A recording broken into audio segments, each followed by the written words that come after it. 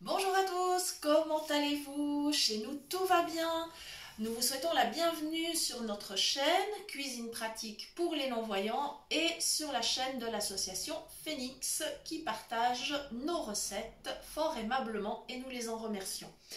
Voilà, aujourd'hui, à la demande de mon mari qui avait envie d'une recette sucrée, et ça tombait bien puisqu'on a reçu de très beaux abricots, eh bien on va faire une tarte à l'abricot et on va mettre des petits beurres dans notre pâte. Voilà, parce qu'on aime bien varier un petit peu. Donc le robot est sorti et il y a déjà 150 grammes de petits beurres. J'ai bien sûr pris des petits beurres sans gluten, mais vous pouvez prendre des petits beurres tout à fait normaux. On m'a informé qu'on ne trouve malheureusement pas de petits beurres sans lactose. Alors, si vous avez ce souci-là, n'hésitez pas à prendre un autre biscuit, par exemple des sablés, des biscuits à la cuillère, pourquoi pas les biscuits roses de Reims qui sont très très bons. Voilà, vous avez plein de possibilités. Même vous pourriez prendre de la meringue, ça irait très très bien aussi. Ça permet de varier les goûts. Voilà, c'est ça qui est intéressant. D'accord? Voilà. Donc, j'ai mis 100 grammes de beurre. Donc, même chose. Si vous avez des soucis avec le lactose, prenez un beurre sans lactose, sans souci. Voilà, ou une margarine éventuellement. Voilà, ça après, ça dépend de vos préférences et de vos habitudes. Voilà, donc c'est parti pour un premier tour avec le robot. Attention les oreilles, ça va durer juste quelques secondes.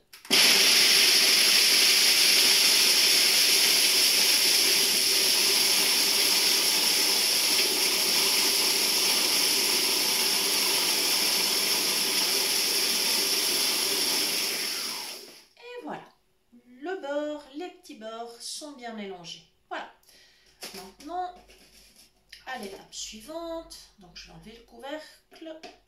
Voilà, je vais le poser sur le côté.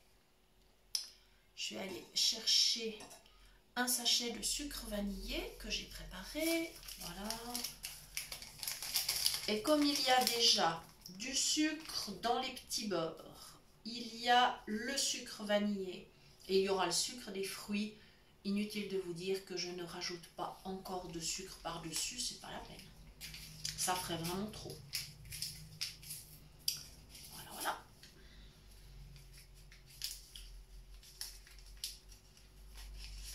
Voilà, il y a des petites mouches aujourd'hui qui veulent cuisiner avec moi. Mais c'est normal, c'est la saison. Voilà. Il fait beau temps, elles sont là aussi. C'est tout à fait logique. Voilà. Maintenant, j'ai des œufs. Alors, je vous dirais, si vous avez des gros œufs, ceux qui sont en général de 60 grammes, qu'on utilise pour la pâtisserie, voilà, en général, en pâtisserie, un œuf, on pense à un œuf de 60 grammes, vous en mettriez 3. Mais moi, j'en ai des petits, voilà, parce que c'est des petits œufs de poussine, en fait. Donc, voilà.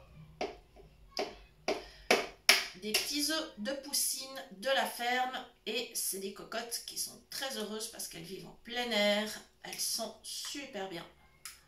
Voilà. Moi c'est quelque chose voilà, qui me sensibilise, c'est-à-dire d'avoir toujours de la provenance de produits issus, on va dire, du respect des animaux. Voilà. Toujours une filière respectueuse. Voilà, donc là j'en ai deux. Je vais continuer. Où se cache-t-il?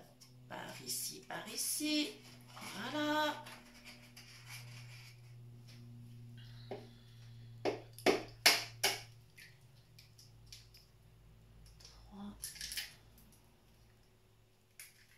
Je vais en mettre 4 et après on verra.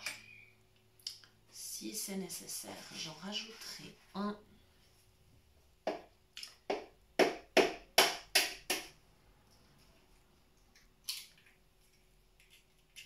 Voilà. Ok.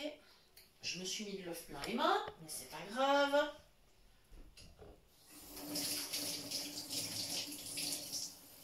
Voilà.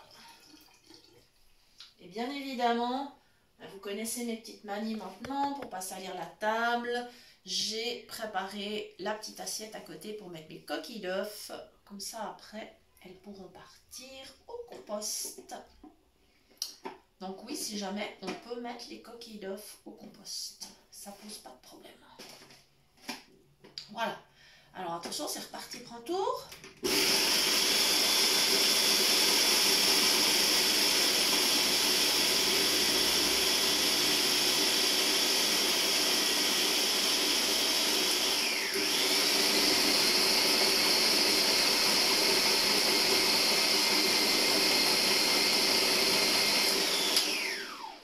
Voilà.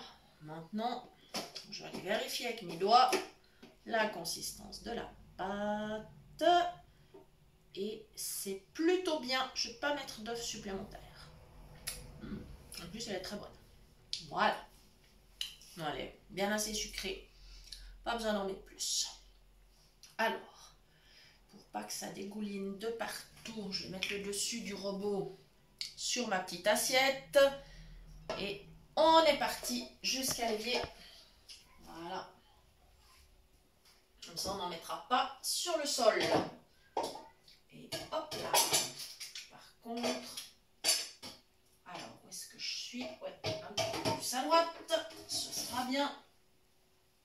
Je m'occuperai de la petite assiette et des coquilles d'œufs tout à l'heure. Pas d'urgence. Voilà. Maintenant, je vais aller chercher mon plat. Voilà. Le plat a été garni de papier sulfurisé. Je vous rappelle la petite astuce pour que le papier sulfurisé tienne bien. C'est simplement de le rincer à l'eau. Et puis, ensuite, on peut poser le papier sans aucun problème et il tient. Voilà. Maintenant, je vais décrocher le bol du robot. Voilà. Je vais enlever le couteau. Alors, attention avec les couteaux. Quand vous le sortez, déjà, je vais aller au-dessus de l'évier parce que j'aimerais pas, encore une fois, mettre de la pâte partout. Voilà, moi ce que je fais systématiquement, c'est de le sortir et je le mets devant à droite. Je le mets toujours à la même place. Comme ça, tout à l'heure, quand je vais aller le laver, eh bien, je n'aurai pas de problème. Je ne vais pas me couper parce que je sais exactement où il est. Voilà. Voilà. Après, évidemment, vous faites d'après votre habitude. Mais voilà, c'est des petites astuces que je vous donne pour la sécurité. C'est important la sécurité, hein, vraiment. Voilà. Maintenant, je vais verser ma pâte. Donc, je suis au-dessus de mon plat à tarte.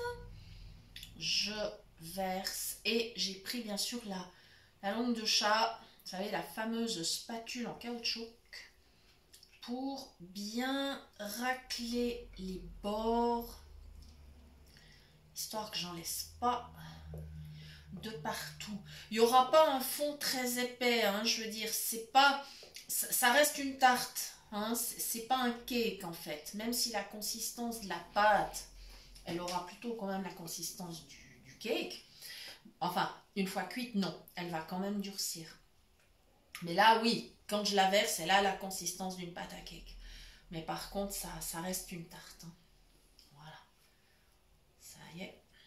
J'espère que c'est ok. Je vais aller vérifier avec mes doigts, c'est le seul moyen. Hein. Je suis désolée. J'espère que je ne choque personne. Ah ben non, c'est ok. Bon, il y en a encore un tout petit peu là. Et bien, j'utilise mes doigts, qui sont bien propres d'ailleurs, parce que c'est dommage de perdre de la pâte. Voilà. Et après, je vais l'étaler un peu avec la spatule si elle ne l'est pas suffisamment. Voilà. Les doigts, c'est encore le moyen le plus sûr. Hein. Voilà. Ça y est. Voilà. Donc, départ avec le bol vers l'évier.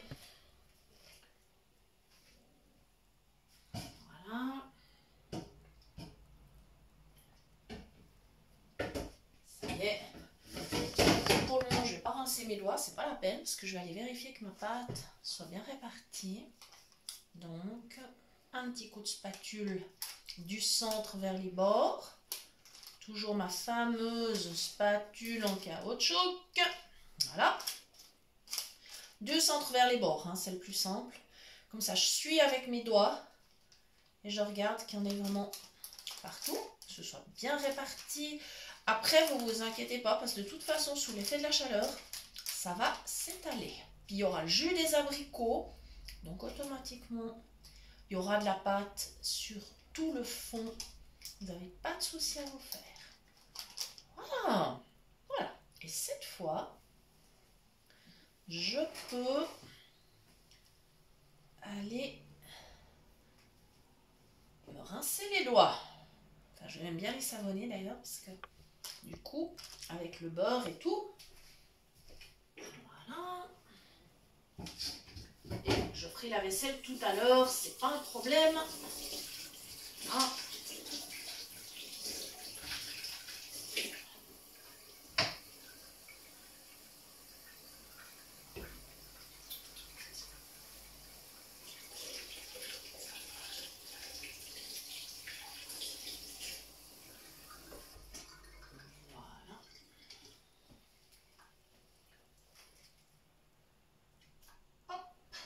J'arrive avec les abricots.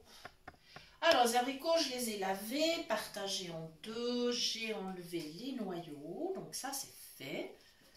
Comme ça, je ne vous fais pas trop attendre. Je vais me déplacer un petit peu. Voilà, je vais plutôt faire l'inverse.